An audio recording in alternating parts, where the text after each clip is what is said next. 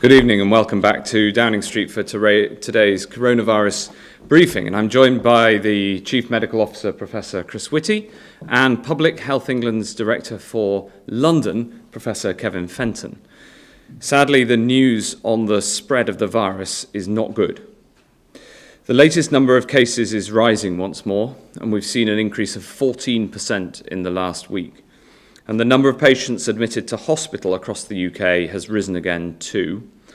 The average number of new cases reported each day is 18,023, which is up on last week. And today there are 16,531 COVID patients in hospitals across the UK, which is also up. And sadly, on average each day over the past week, 420 deaths have been reported. Once again, the spread of this disease is not even across the country. And there have been sharp rises in South Wales, London, Kent, Essex, and parts of the east and southeast of England. In some areas, the doubling time is now 7 days. And this rise has been amongst people of all age groups, not just school-aged children. And I'm particularly concerned about the rising rates in the over 60s and the number of people in hospital, which is also rising. And that's even before we factor in the increase in the last week's rates. And we know through painful experience that more cases leads to more hospitalizations and sadly more deaths. To think that this link and this chain is broken is wrong and dangerous. We've seen it time and time again elsewhere this year.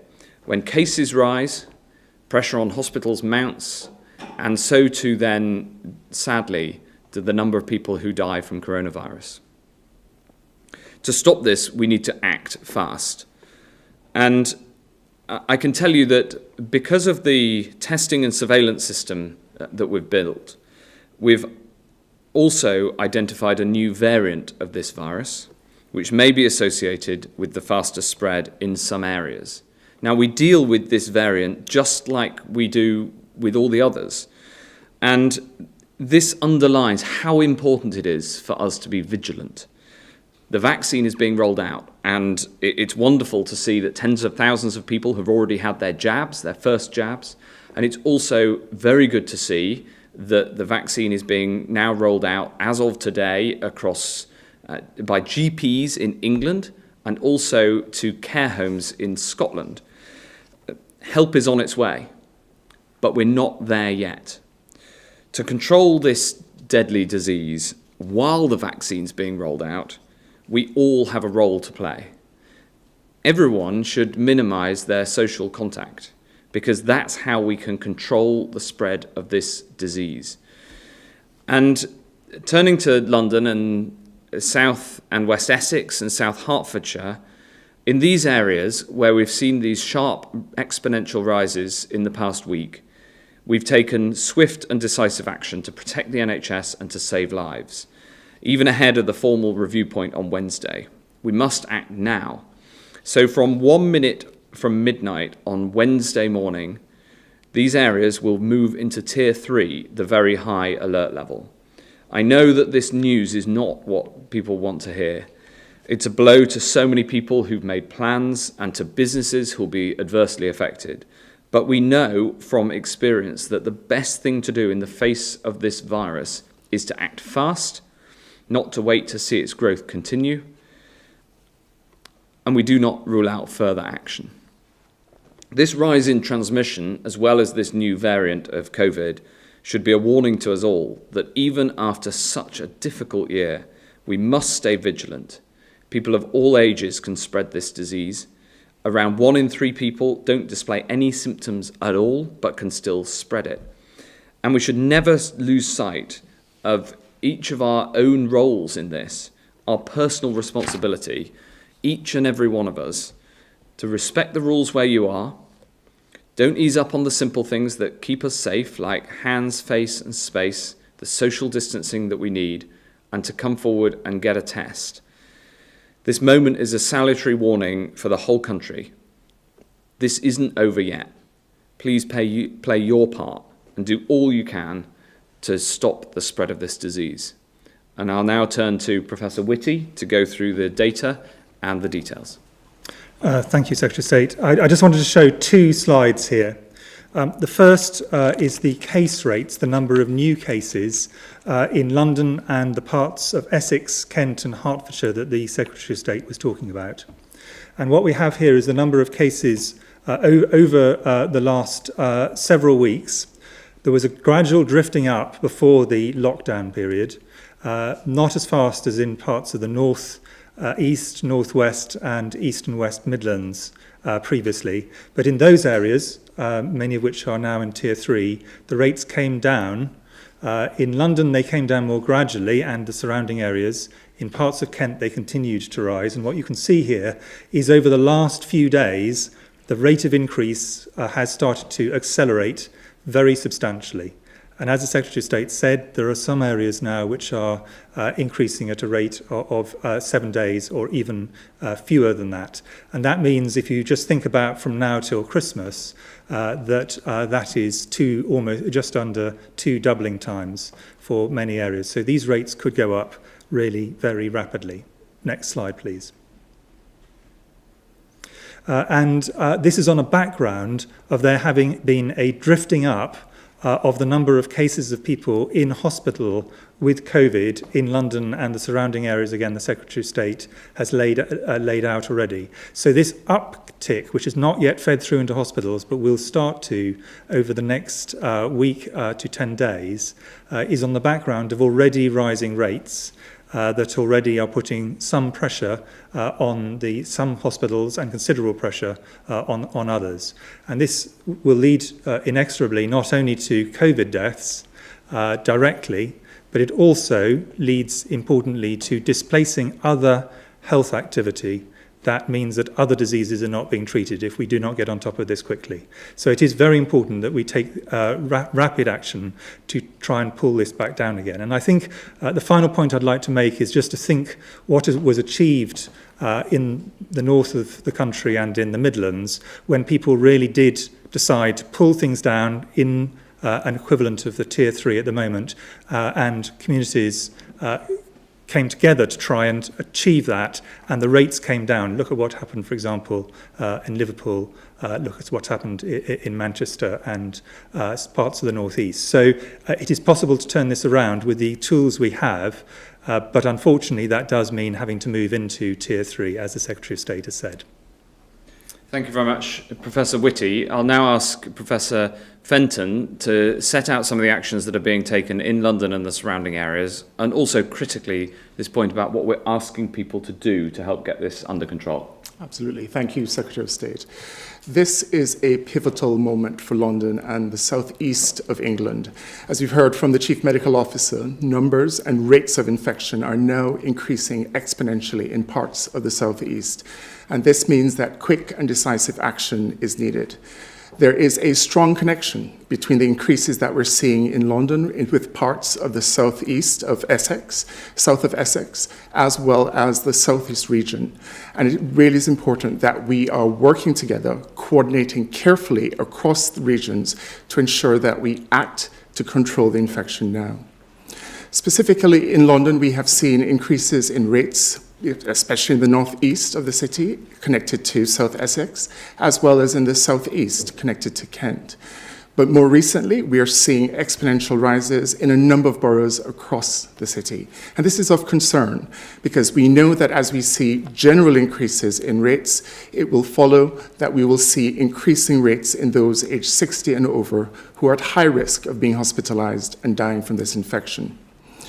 Over the past week, we have been escalating our efforts in London, increasing testing availability, strengthening campaign messages, working with community organisations to really engage the hearts and minds of all Londoners and people living across the South East to both take this escalation seriously and to act, putting in place the things that we all know we need to do. Keeping our hands clean and avoid touching our face, ensuring that we are wearing face coverings, especially in crowded or enclosed spaces, especially during the busy holiday period, and ensuring that we're socially distanced as well, especially outside.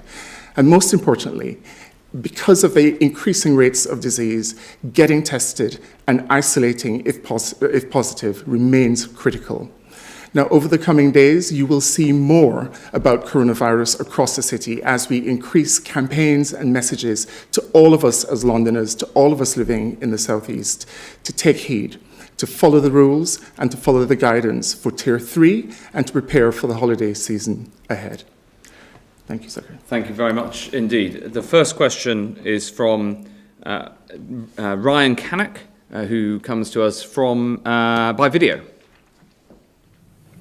Hi, thank you for letting me ask my question tonight.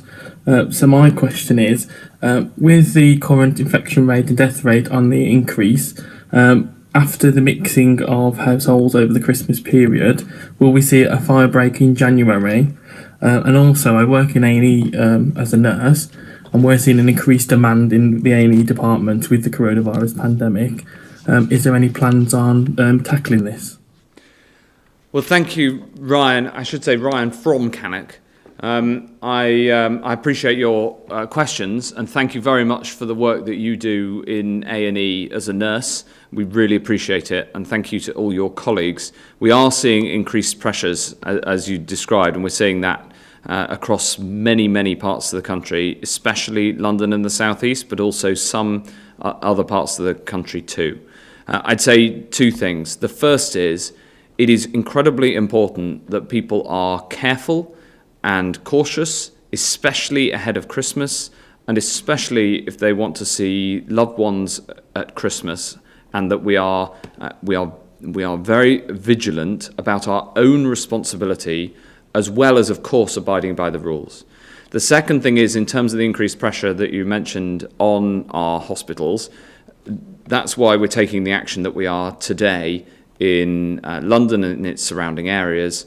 And then on Wednesday, we'll look as planned across the whole country to see which areas need to be in which tiers, so that we can try to keep this virus under control and suppressed until the vaccine can be rolled out to enough vulnerable people that we protect life.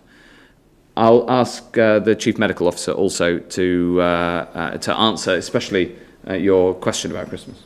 Thank you, Secretary of State. The first thing to say is extraordinary tribute to everybody, all my colleagues in the NHS, in particular in A&E, who are absolutely at the front line of all of this. And I think what everybody in A&Es are saying and writing is this is going up in very many parts of the country, not absolutely everywhere, but very many parts, particularly now in the southern parts of the country. And we absolutely must get on top of this, because if we do not, the period after Christmas, the most difficult period for the NHS, which is January and February in every year, is going to be extremely difficult for every area of A&E, of general practice, and the rest of the health system, and that's going to have a big impact.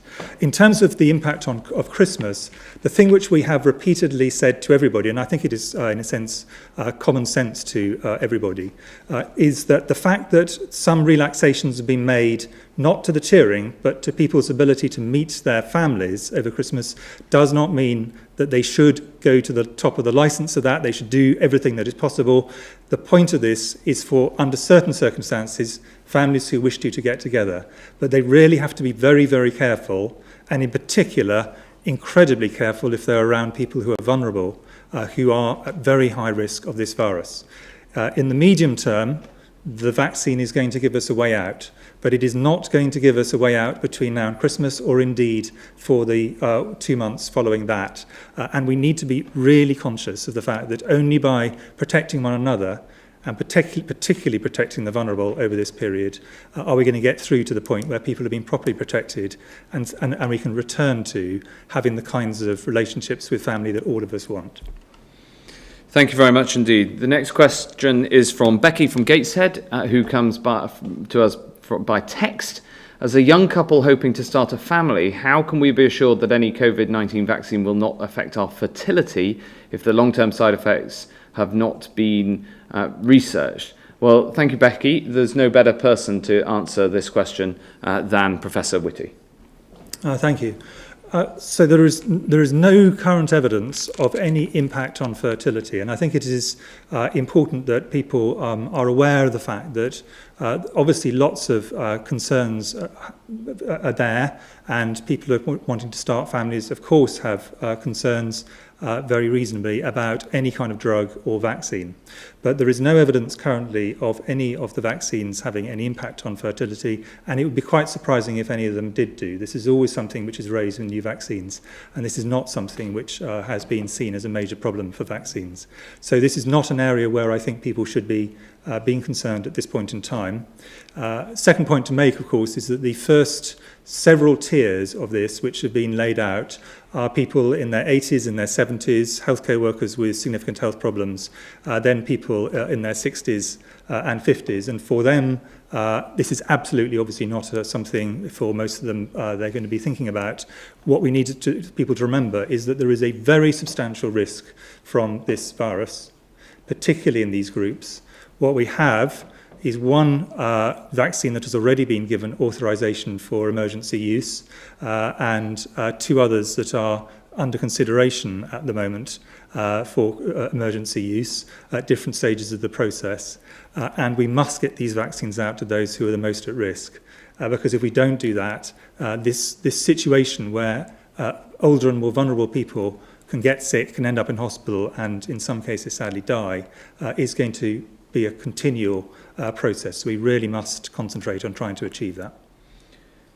When the NHS calls, having the vaccine is the best way to protect yourself, to protect those around you, and to protect your community. So I hope when they call, you take up the offer. Thank you very much indeed, Becky. The next question is from Hugh Pym from the BBC. Hugh. It's from Vicky Young. It is. Hugh's not with us at the moment. Can I ask you, first of all, given the rapid rise in cases we're seeing in some areas of the country, should you be rethinking plans to relax the rules over Christmas? And a question to Professor Whitty as well. Are you comfortable with the plans for Christmas? And secondly, news today of a new variant of coronavirus will sound very alarming to lots of people watching at the moment. Could you tell us a little bit more about it and some of the possible repercussions there might be from it? Thanks very much, Vicky. As I said in the response to Ryan, I think it's important that all of us are cautious ahead of Christmas and very careful in terms of the contact that we have, especially with people who we know are vulnerable to this disease, which of course includes older people and those who have clinical conditions that make them vulnerable. So it is our personal responsibility to make sure that we follow that. But at the same time, we do understand, especially after such a difficult year, why people want to get together with their families and their loved ones over Christmas. Chris? I'll make a brief comment on Christmas. Professor Fenton might also want to add to that, and then I'll just talk about the new variant, since that's new information today. On Christmas, I think all of us know, and there's no secret about this, that Christmas is a period of greater risk, and the festive season more generally is a period of greater risk. But at the same time, what we've tried to do, all of us as society, is trying to find this really difficult balance between doing things that are the least damaging we can achieve whilst keeping the virus under control, walking that really narrow path.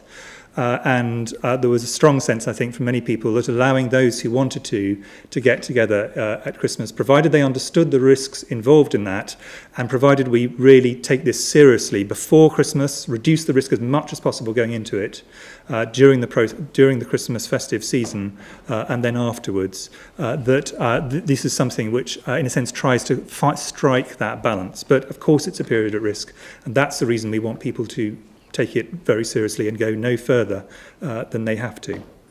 In terms of the new variant, the reason this has been picked up is because there is a good surveillance system in the UK, wider than in many other countries, and it does appear to be in an area of the country, particularly Kent and bits of London, which are increasing rapidly. Now, we don't know what's cause and effect. Is it getting more frequent because it's in a part of the country which the rate of increase is going faster anyway, and therefore inevitably it's a higher proportion? Or is it that this virus itself is possible to transmit more easily? That isn't really yet clear. There are two other things you always want to worry about with a new variant. The first one is three things, actually. The first one is there any evidence this is actually more dangerous? And there's no evidence for that at the moment. There's no evidence that if you catch this variant, you're more likely to have severe disease than if you catch different variants. The second question is it invisible to the tests we have? And the short answer is no. The current tests work against this variant. They might have, some of them might have one bit of the testing might be slightly less effective, but most of the tests will work completely normally. Most the other ones will work, we think, normally as well. And the third question, given that we now have a vaccine around the corner, is would we expect this to reduce the effectiveness of a vaccine? And I think the thing to remember with this is we don't yet have a vaccine deployed, and there's relatively little, still quite a small proportion of the population currently have immunity due to prior infection. So there isn't huge selection pressure on this virus, and therefore it would be surprising, not impossible, but pretty surprising if this would actually have evolved to be able to get around the virus. As time goes by with any infection, then there's selection pressure, what's called selection pressure, when a very high proportion of the population has been vaccinated. And at that point, the new variants that emerge, and new ones will emerge the whole time, are more likely to be ones which actually are able partially to escape from a vaccine. But there's no reason to think that would be happening at the moment. But that's being tested at the moment in Porton Down and other specialist centres, and we'll be able to give more hard data on that relatively soon, and we will obviously do so once we have it. Thanks very much. Does Kevin want to answer on Christmas? If we turn to Professor Fenton. Thank you, Simo. I wanted to reinforce that we're now exactly 2 weeks away from the Christmas holiday period, so the actions that we take now are going to have a huge impact on our risk of acquiring the coronavirus before the holidays and our ability to have a much safer Christmas period. So taking care now, both of our families and ourselves, the actions that we take will be important. The Christmas period is not a time to relax the rules. The restrictions in the tiers will still be in place. But the Christmas period allows us to meet those who are nearest and dearest to us, but also taking the care to prevent transmission to them as well. So using these next 2 weeks will be critical for Londoners and for those across the South East to reduce our risk of acquiring the infection and, of course, passing it on to others.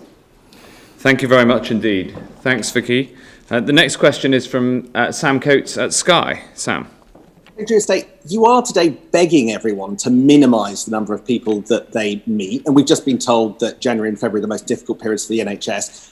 Aren't you undermining your own warning messages by going ahead with the Christmas relaxation? Are there any circumstances in which you would rethink it? And Professor Whitty, do you find that the government can be resistant to putting areas in Tier 3 when you suggest, shouldn't this have happened in London a week or maybe even several weeks ago? Thanks very much. Look, our message around Christmas is really clear, which is that we understand why people will want to see their loved ones, especially at this time of year, especially after this year. And we all feel that. But it also must be done in a way that is careful and responsible. And I think people understand that too. And that's why we've taken the approach that we have. But if you are planning to meet up with loved ones at Christmas, then being careful now, 2 weeks ahead, and making sure that you minimise the chance of both catching the disease and passing it on is the right thing to do. Actually, that's the right thing to do all of the time, because whatever the rules in your area, the more that you can restrict your social contact and your ability and likelihood of passing on the disease, the more that you'll help us all to get through this together and to get through this and keep the rates down until the vaccine can protect enough of the vulnerable to save life. So that's the approach on Christmas. And I'll ask the CMO to answer the second question. Well, there's obviously never going to be a perfect time to go into any tier. The reality is that doing so reduces the transmission of the virus, but that does require everyone to buy into that. At the same time, it does a lot of social and economic damage, and that is really clear. And so trying to balance those two is what the government centrally, also local leaders, it's important to understand these are very much decisions that are discussed between central government and local leaders.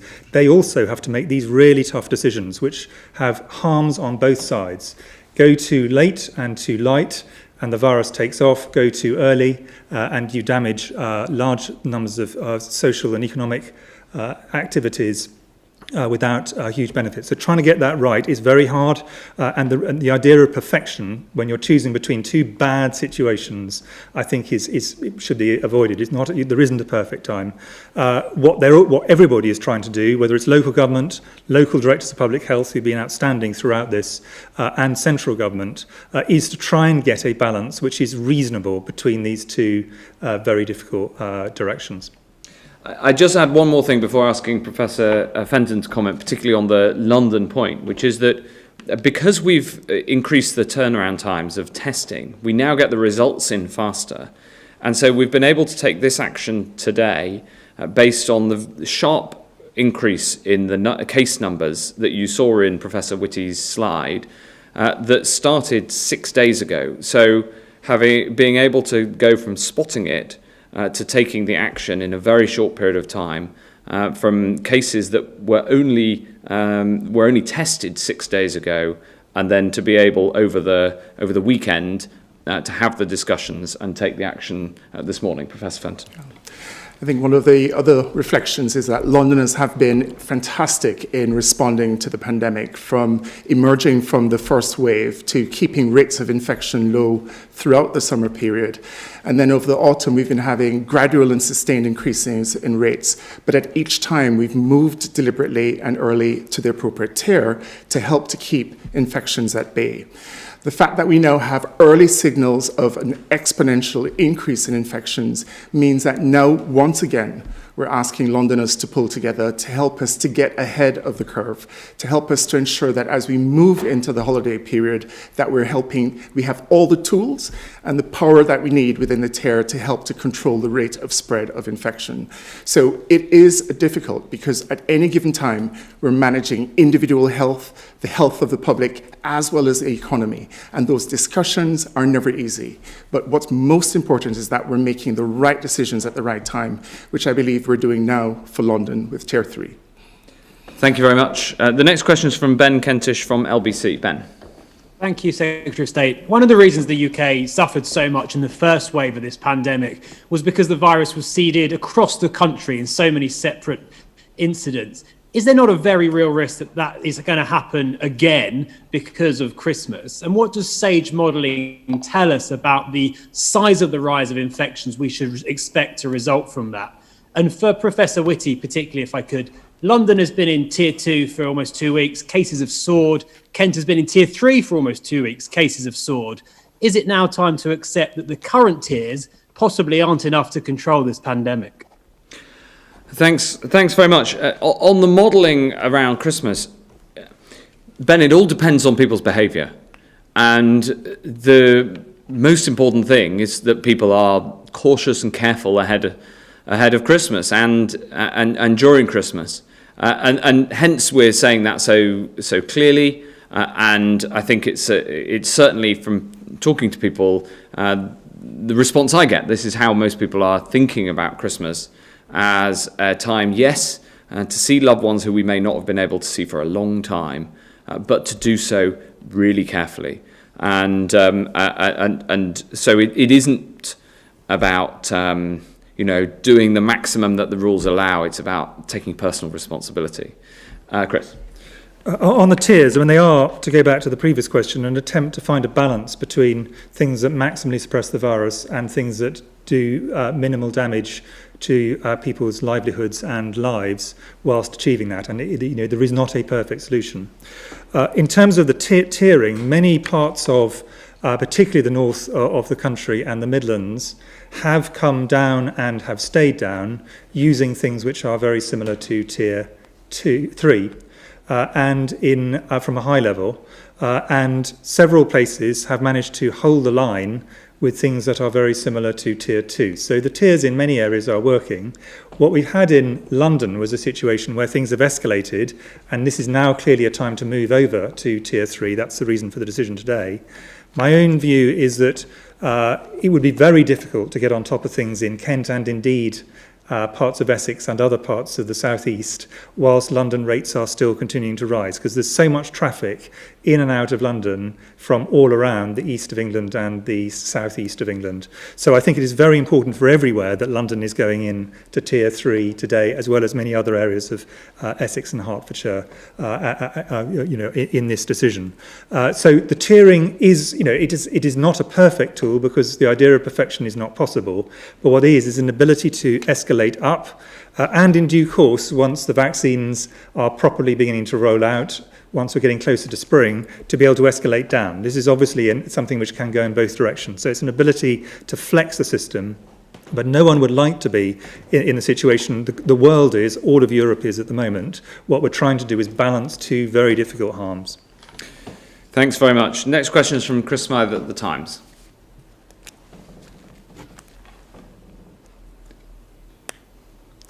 And we can't hear you, Chris.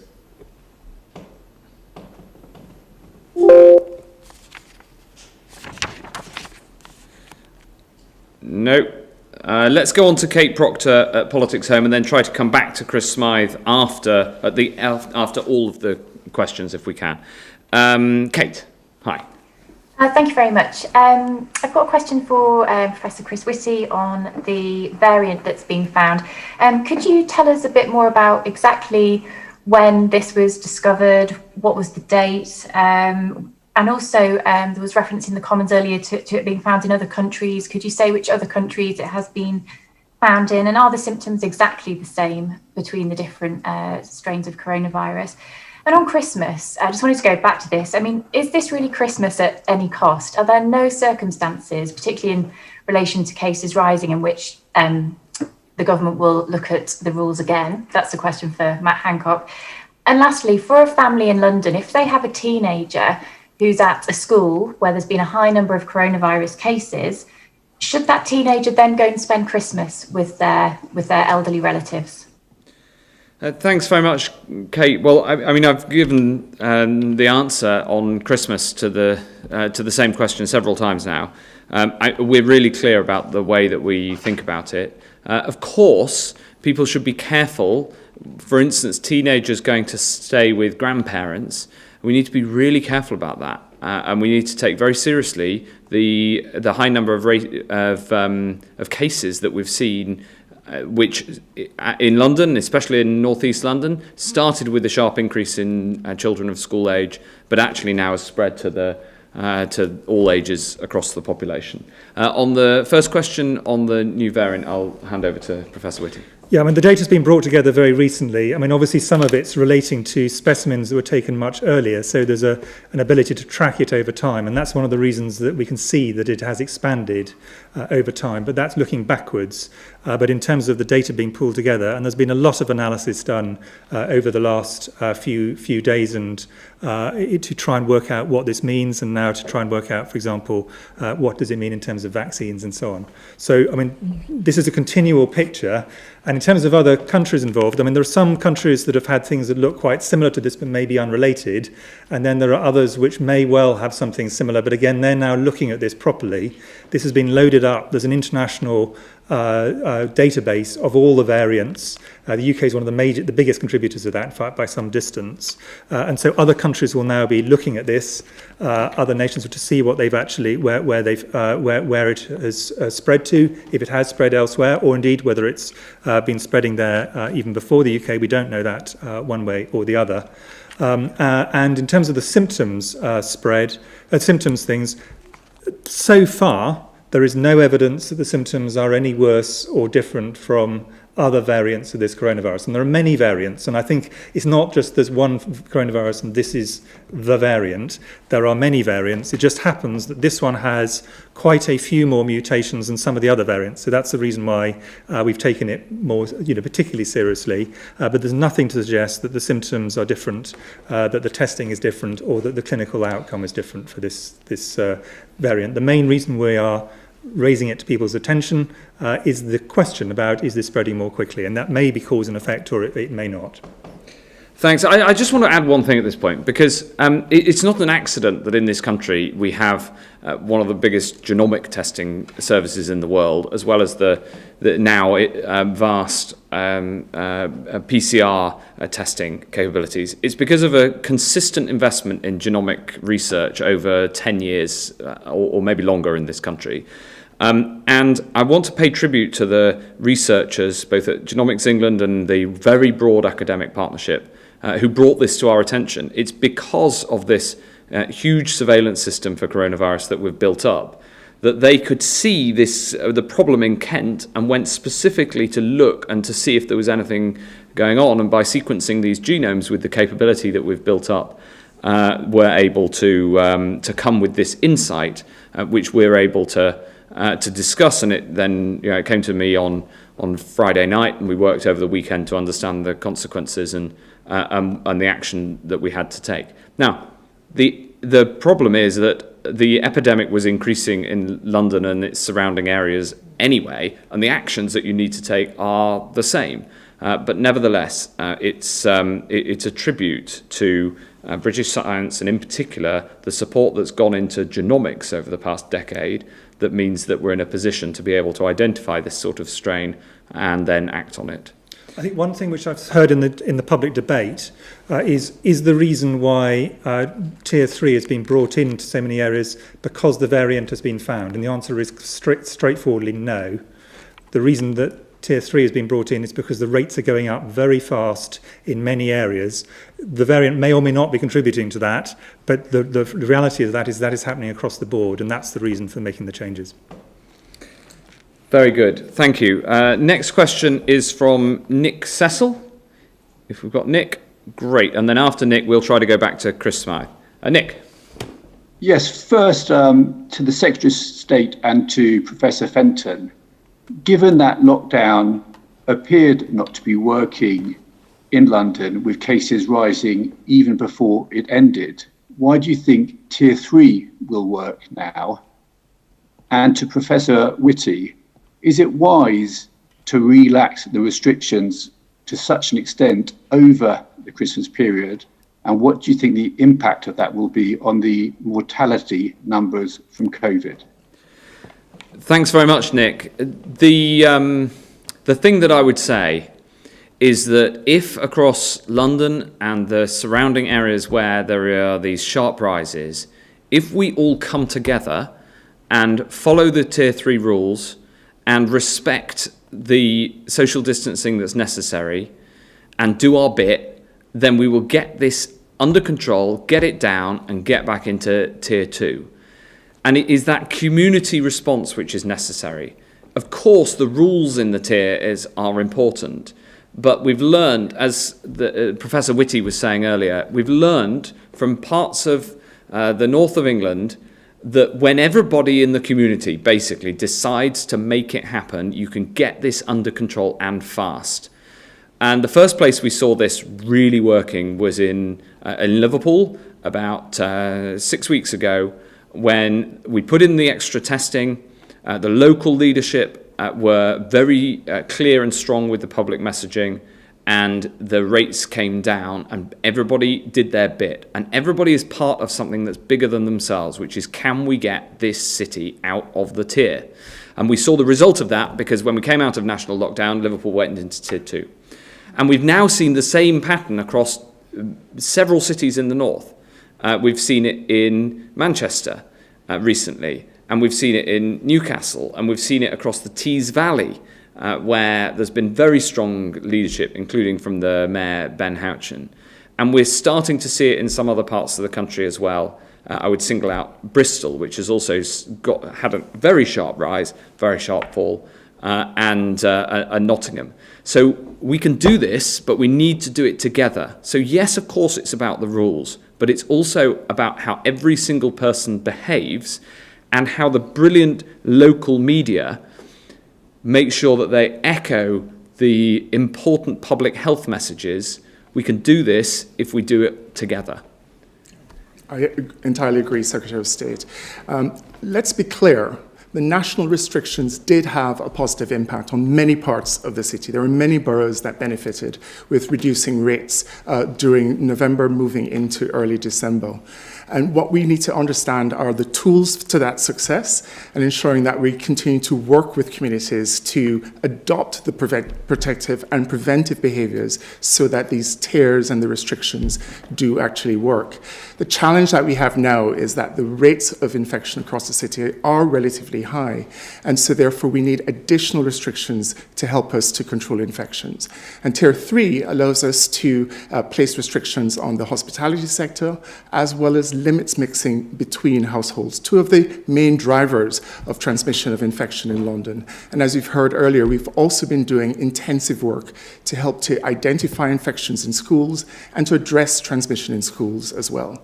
So the combination of these interventions, the combinations of these measures will help us to continue to control the rate of increase of infection. I hope that, as the Secretary of State has said, that this tier will only work if we all pull together. And Londoners have done this before, and we will do it again. So it is the actions and the decisions that we make today that will help to make that difference over the holiday period. But most importantly, keeping rates of infection down is going to be critical in protecting the NHS and ensuring that other critical services are able to function and be delivered over the holiday period. So again, we all have to pull together to make the tier work and to make these restrictions work. On Christmas, I mean, there's a danger I'll sound a bit repetitive, but it is, all of this is about balancing the wider needs of society with the need to keep the virus under control. And the relatively modest, actually, relaxation over Christmas will undoubtedly put upward pressure on the virus. We know that. That's been clear from all the statements that everybody has made, all ministers and all the people who've commented from these press conferences. But the feeling was this is a very important time for many families, but, and the big but on this is, the level of impact this will have entirely is related to how many people choose to do this in a very minimalist, responsible way, and those who wish to choose to come together and do all sorts of things which they otherwise wouldn't be doing if it wasn't for Christmas, that's where the risks start. So people have just got to take this very seriously. This is an ability for families to come together within the law, within the rules, and people have been incredibly good at sticking to the rules and sticking to the guidance. And this is, in a sense, a limited relaxation, which will have some impact on the upward pressure on the coronavirus. But the key thing is people have just got to be sensible. And they've got to be really sensible going in, because we want the rates to be as low as possible during and on the way out. Really, really critical. Thanks very much. Final question, if we can get the tech to work, back to Chris Meyer at the Times. Thank you. Can you hear me now? Yes. Apologies for that before. So firstly, can I ask the CMO just to put this new strain into context for us? You know, how common is it to see mutations like this? You mentioned it had a lot. I gather some are on the spike protein. How much of a concern is that? Or given that viruses tend to become less deadly as they mutate, you know, should we all relax? And to the Secretary of State, I mean, you seem to be suggesting that there aren't any circumstances in which you would reconsider the Christmas relaxation. So when you say people need to take personal responsibility, do you mean by that if we're planning to see elderly relatives, we should essentially be self-isolating from now until then? I think that if you want to see elderly relatives at Christmas, we all know that the best thing to do is to make sure that you don't have coronavirus, and the best thing you can do if you want to see elderly relatives at Christmas is to be extremely careful now about who you see. And that's the way to see loved ones in a socially distanced way at Christmas, but do so in a way that is safe. And I'll ask Professor Whitty to answer on the new variant. And if I may, because this is the last question, I also would like Professor Fenton to mention the vaccine rollout across London and also the importance of getting the vaccine for all Londoners. So I think Professor Fenton should have the last word. So I think that in terms of the background, I mean, I hope what I'm saying won't be really obvious, but this virus, which is going to be with us now for the foreseeable future, will continue to produce mutations over time. Very many of these will just die out We'll never know about them, they'll just disappear. They won't provide any benefit to the virus. Some of them will be neutral, they may spread, but they don't make any difference one way or the other. A few of them will have new properties.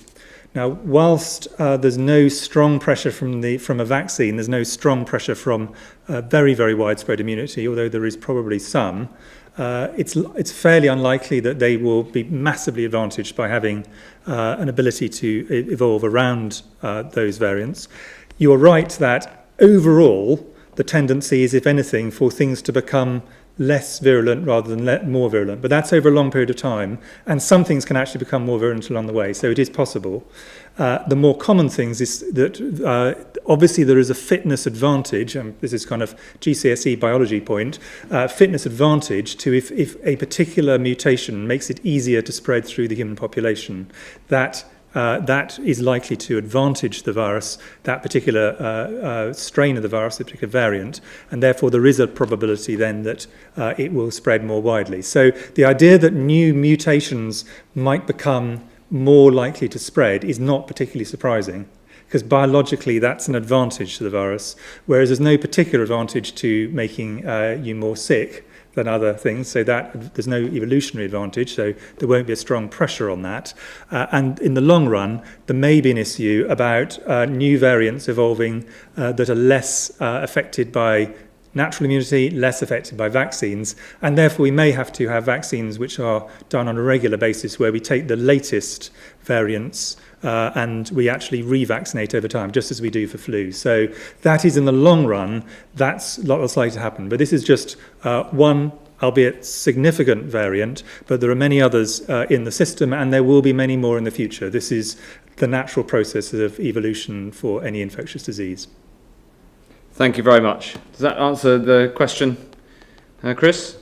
Yeah, but I mean, just in terms of vaccine, the spike protein, is there anything to be concerned about? There are mutations there on this particular variant.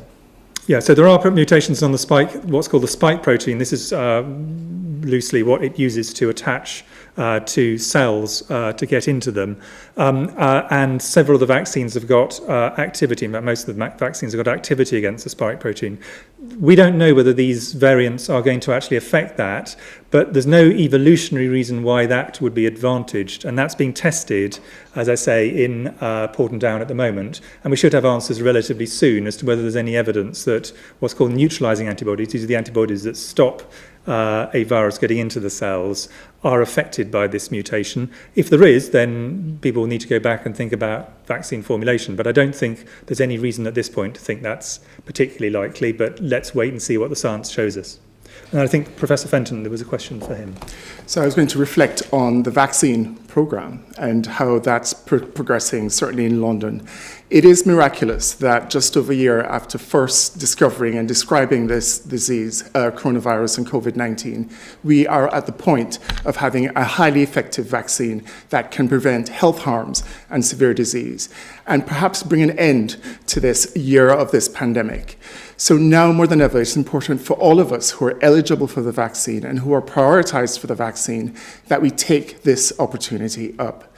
The NHS in London is doing phenomenal work, working to develop the hospital hubs to begin the delivery of the vaccine to those in greatest need and those who are prioritized. And we're now poised to develop and deliver the vaccine to primary care sites that will encourage and engage more people who are at risk to take up the vaccine. I know that for many Londoners, there's still questions about the vaccine, but it is highly effective, and we're working with our partners in the NHS, with faith organisations, with community organisations across the city to ensure you all have the information that you need to make the choice to take the vaccine, and to encourage family members who may be at risk to take up the vaccine as well. This is going to be one of the keys to unlock the door to the end of this pandemic. And I'd like to encourage all Londoners, and in fact everyone around the country, to take up your opportunity for the vaccine when you're able to. Thank you very much. That concludes today's coronavirus briefing. Thank you.